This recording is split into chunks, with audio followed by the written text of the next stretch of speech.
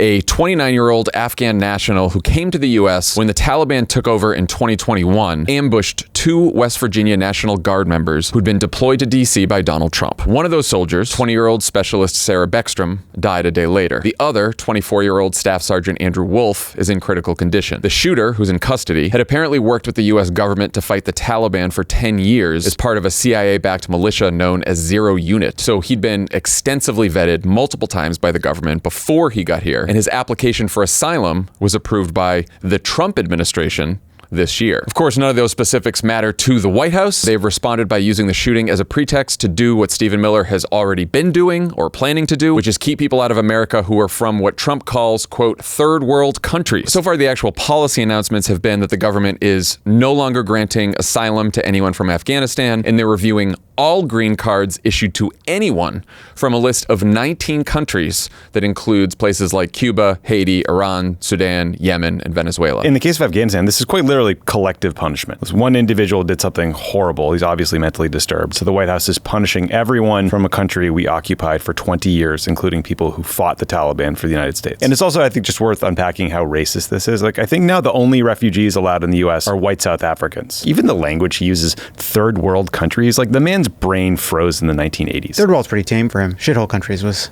also in his vernacular. When a person who was not born in the United States commits a crime, it becomes a story about immigration to them and a justification for whatever crackdown they're in the midst of pursuing anyway. It has just nothing to do with the vetting process for immigrants. And again, the Trump administration just will not explain the fact that they're the ones who granted the asylum application in spring of this year. So what the fuck are you talking about? If we're going to point at factors that led to this outcome, you could include the asylum decision that you mentioned. You can include sending this National Guard unit to Washington, D.C. to patrol when they didn't need to be there. There's like a lot of like things along the way that led to this horrible outcome. And as you mentioned, like none of it was because of a vetting failure as far as we can tell.